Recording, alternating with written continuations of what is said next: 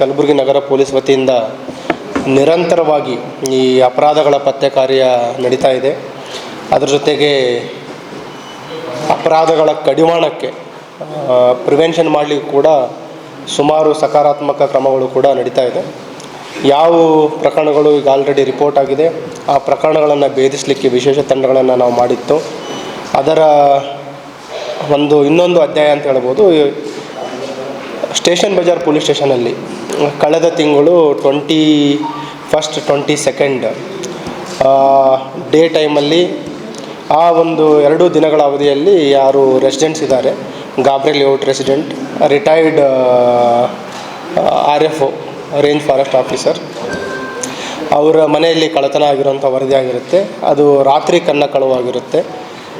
ಅದರ ಪ್ರಕರಣವನ್ನು ನಾವು ತನಿಖೆಗೆ ತೆಗೆದುಕೊಂಡು ವೈಜ್ಞಾನಿಕವಾಗಿ ಸಾಕ್ಷಿಗಳನ್ನು ಕಲೆ ಹಾಕಲಿಕ್ಕೆ ಸ್ಟಾರ್ಟ್ ಮಾಡಿದಾಗ, ಯಾಕಂದರೆ ಇದೊಂದು ಸ್ವಲ್ಪ ಅಮೌಂಟು ವ್ಯಾಲ್ಯೂಯಬಲ್ಸ್ ಹೋಗಿದ್ದು ಜಾಸ್ತಿ ಇತ್ತು. ಅರೌಂಡ್ 40 ತೊಲಿ ಗೋಲ್ಡ್ ಅಷ್ಟು ಹೋಗಿದೆ ಅಂತ ಅವರು ಕೊಟ್ಟಿದ್ದರು. ನಿಯರ್ಲಿ ಈಗಿನ ಬೆಲೆ ನೋಡಿದರೆ ಅರೌಂಡ್ 40 lakh ಅಷ್ಟು ಆಗಿರುವಂಥದ್ದು. ಆಮೇಲೆ ಆ ಮನೆಗೆ CCTV ಇರಲಿಲ್ಲ ಮತ್ತು ಸ್ಥಳದಲ್ಲಿ ಫಿಂಗರ್ ಪ್ರಿಂಟ್ಗಳ ಬಗ್ಗೆ ನಮ್ಮ ಏನು ಸೋಕೋಟಿ ಮತ್ತು ನಮ್ಮ ಫಿಂಗರ್ ಪ್ರಿಂಟ್ ಟೀಮ್ ಎಲ್ಲ ವಿಸಿಟ್ ಮಾಡಿದರು, ಡಾಗ್ ಸ್ಕ್ವಾಡ್ ವಿಸಿಟ್ ಮಾಡಿದರು. ತಕ್ಷಣ ನಮ್ಗೆ ಯಾವುದೇ ಸುಳಿವು ಸಿಗಲಿಲ್ಲ. ಒಂದು ರೀಸನ್ ತಮ್ಗೆ ಗುರ್ತಿದೆ, ಏನು ಅಪರಾಧಿ ಇದ್ದಾನೆ ಅವನು ಅಪರಾಧ ಮಾಡಬೇಕಾದ್ರೆ ಗ್ಲೌಸ್ ಬಳಸ್ಕೊಂಡಿದ್ದಾನೆ. ಆ ಗ್ಲೌಸ್ ಕೂಡ ನಮ್ಮ ತಂಡ ವಶಪಡಿಸ್ಕೊಳ್ಳಲು ಯಶಸ್ವಿಯಾಗಿದ್ದಾರೆ. ಅಲ್ಲಿ ಪಕ್ಕದ ಮನೆಯಲ್ಲಿ ಒಂದು CCTV ಕ್ಯಾಮ್ರಾ ಸಿಗುತ್ತೆ.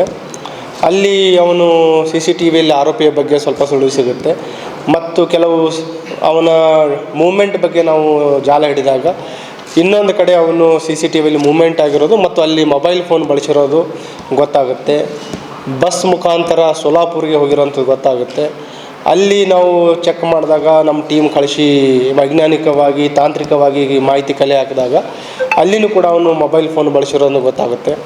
ಹಾಗಾಗಿ ನೆಕ್ಸ್ಟ್ ಆರೋಪಿ ಬಗ್ಗೆ ವೈಜ್ಞಾನಿಕವಾಗಿ ತಾಂತ್ರಿಕವಾಗಿ ನಾವು ಮಾಹಿತಿಯನ್ನು ಕಲೆ ಹಾಕಿದಾಗ ಅವನು ಅಲ್ಲಿಂದ ನೆಕ್ಸ್ಟ್ ಪುಣೆಗೆ ಹೋಗಿರೋದು ಗೊತ್ತಾಗುತ್ತೆ. ನಮ್ಮ ಟೀಮನ್ನು ನಾವು ಪುಣೆಗೆ ಕಳುಹಿಸಿ ಆರೋಪಿಯನ್ನು ಬಂಧಿಸುವಲ್ಲಿ ಯಶಸ್ವಿಯಾಗಿದ್ದಾರೆ.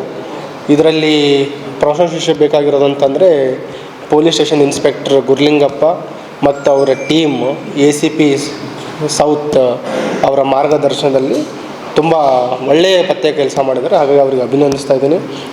ಈ ಆರೋಪಿಯ ಹಿನ್ನೆಲೆಯನ್ನು ನೋಡಿದಾಗ, ಏನು ಆರೋಪಿ ಇದ್ದಾನೆ, ಇವನ ಹೆಸರು ನವೀನ್, ತಂದೆ ಗುರುಮೂರ್ತಿ ಅಂತ, ಸುಮಾರು 49 ವರ್ಷ ಇದೆ. ಬೇಸಿಕಲಿ ಕಾರವಾರ ಜಿಲ್ಲೆಯವನು. ಇವ್ರ ತಂದೆ ಈ ಪವರ್ ಕಾರ್ಪೊರೇಷನಲ್ಲಿ ಸೂಪರ್ವೈಸರಾಗಿ ಕೆಲಸ ಮಾಡ್ತಾಯಿದ್ರು. 1995ರಲ್ಲಿ ಸುಮಾರು 30 ವರ್ಷ ಹಿಂದೆಯೇ ಇವನೊಂದು ಕಳ್ಳತನ ಪ್ರಕರಣದಲ್ಲಿ ಭಾಗಿಯಾಗಿದ್ದವನು. ಇದರಲ್ಲಿ ರಾಯಚೂರು ಶಕ್ತಿನಗರದಲ್ಲಿ ಭಾಗಿಯಾಗಿದ್ದ. ಅದರಲ್ಲಿ 3 ವರ್ಷ ಶಿಕ್ಷೆ ಕೂಡ ಆಗಿತ್ತು ಅವನ ಮೇಲೆ. ಇದೇ ಗುಲ್ಬರ್ಗ ಕಾರಾಗೃಹದಲ್ಲಿ 3 ವರ್ಷ ಶಿಕ್ಷೆ ಅನುಭವಿಸಿದ್ದಾನೆ. ನಂತರ ಈಗ ಅವನು ಪುಣಾದಲ್ಲಿ ಕುಕ್ಕಾಗಿ ಕೆಲಸ ಮಾಡ್ತಾಯಿದ್ದಾನೆ ಒಂದು ಟಿಫಿನ್ ಸೆಂಟ್ರಲ್ಲಿ. ಅವನು ಇಲ್ಲಿ ಅಪರಾಧ ಮಾಡಲಿಕ್ಕೆ ತುಂಬ ಇಂಟ್ರೆಸ್ಟಿಂಗ್ ಇರುವಂಥದ್ದು ಒಂದು ವಿಚಾರ ಇದೆ. ಯಾಕೆ ಇಲ್ಲಿ ಅಪರಾಧ ಮಾಡ್ದ ಅಂತ. ಗುಲ್ಬರ್ಗಕ್ಕೆ ಯಾವತ್ತೂ ಅವನು ಬಂದಿರಲಿಲ್ಲ.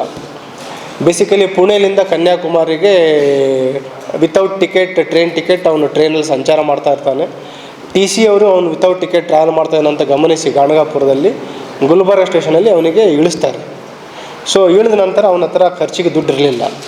ಸೊ ಆ ಒಂದು ಖರ್ಚಿಗೆ ದುಡ್ಡು ಇರಲಾರ್ದಕ್ಕೋಸ್ಕರ ಅವನು ನೈಟೆಲ್ಲ ಓಡಾಡ್ತಾನೆ, ರೆಕ್ಕಿ ಮಾಡ್ತಾನೆ. ರೆಕ್ಕಿ ಮಾಡಿ ಏನು ಈ ಸ್ಟೇಷನ್ ಬಜಾರ್ ರೈಲ್ವೆ ಸ್ಟೇಷನಿಂದ ಹಿಂದ್ಗಡೆ ಆ ಕಡೆ ಮೂವ್ಮೆಂಟ್ ಆದಾಗ ಗಾಬ್ರೆ ಲೇಔಟಲ್ಲಿ ಇರುವಂಥ ಒಂದು ಲಾಕ್ಡ್ ಹೌಸನ್ನು ಟಾರ್ಗೆಟ್ ಮಾಡಿ ಅಪರಾಧ ಮಾಡ್ತಾನೆ. ಮತ್ತು ಇಲ್ಲಿಂದ ಅಪರಾಧ ಮಾಡಿ ಏನೊಂದು 50,000 to 60,000 ಕ್ಯಾಶ್ ಇತ್ತು, ಗೋಲ್ಡ್ ಆರ್ನಮೆಂಟ್ಸ್ ಮತ್ತು ಸಿಲ್ವರ್ ಆರ್ನಮೆಂಟ್ಸ್ ಏನಿತ್ತು, ಪೂಜಾ ಸಾಮಾನುಗಳು ಎಲ್ಲ ತೆಗೆದುಕೊಂಡು ಎಸ್ಕೇಪ್ ಆಗಿರ್ತಾನೆ. ಇದರಲ್ಲಿ ಇನ್ನೊಂದು ನಾವು ಗಮನಿಸಬೇಕಾಗಿರೋದು ಅಂತಂದರೆ ಅವನ ಬ್ಯಾಗಲ್ಲಿರುವಂಥ ಕಿಟ್. ಬೇಸಿಕಲಿ ಅವನು ಕನ್ಯಾಕುಮಾರಿಗೆ ಕೂಡ ಅದೇ ಅಪರಾಧ ಮಾಡಬೇಕಂತ ಹೋಗ್ತಾ ಇರೋವಂಥದ್ದು. ಅವನ ಬ್ಯಾಗಲ್ಲಿರುವಂಥ ಒಂದು ಟೂಲ್ ಕಿಟ್ ಕಂಪ್ಲೀಟ್, ನಮ್ಮದು ಹೆಕ್ಸಾ ಬ್ಲೇಡ್ ಕಟ್ರ್ ಇದೆ ಮತ್ತು ಕಟ್ಟರ್ ಬ್ಲೇಡ್ ಇದೆ.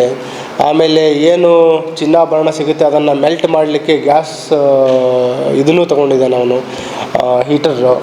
ಸೊ ಕಂಪ್ಲೀಟ್ ತುಂಬ ತಯಾರಿಯಾಗಿ ಪ್ರಿಪೇರ್ ಆಗಿ ಅಪರಾಧ ಮಾಡಲಿಕ್ಕೆ ಮೂಮೆಂಟ್ ಆಗಿರುವಂಥದ್ದು.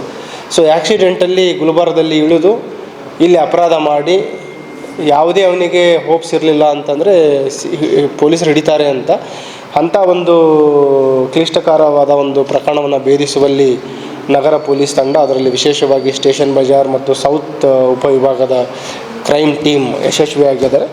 ಅವರಿಗೆ ಅಭಿನಂದನೆಗಳನ್ನು ಸಲ್ಲಿಸ್ತಾ ಇದ್ದೀನಿ ಮತ್ತು ಪ್ರಶಂಸನಾ ಪತ್ರನೂ ಕೂಡ ಈಗ ನೀಡ್ತಾ ಇದ್ದೀನಿ.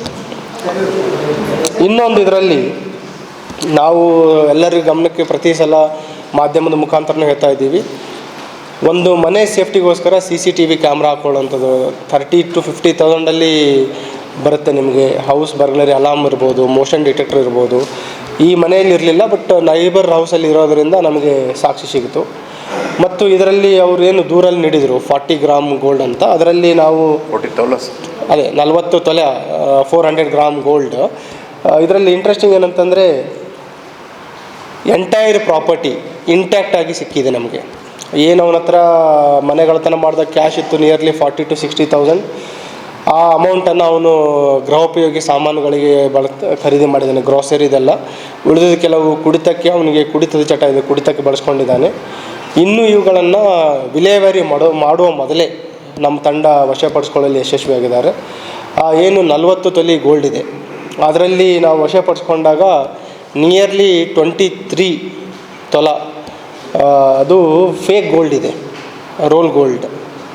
ಆಮೇಲೆ 17 ತೊಲ ರಿಯಲ್ ಗೋಲ್ಡ್ ಇದೆ. ಸೊ ಯಾಸ್ ಇಟ್ ಈಸ್ ನಮ್ಮ ತಂಡ ಅದನ್ನು ಯಶಸ್ವಿ ಎಂಟ್ಯಾಕ್ಟ್ ರಿಕವರಿ ಮಾಡಿದ್ದಾರೆ. ದೂರುದಾರರು ಕೊಡಬೇಕಾದ್ರೆ ಎಂಟೈರ್ ಅದನ್ನು ರಿಯಲ್ ಗೋಲ್ಡ್ ಅಂತ ಕಂಪ್ಲೇಂಟ್ ಕೊಟ್ಟಿದ್ದರು.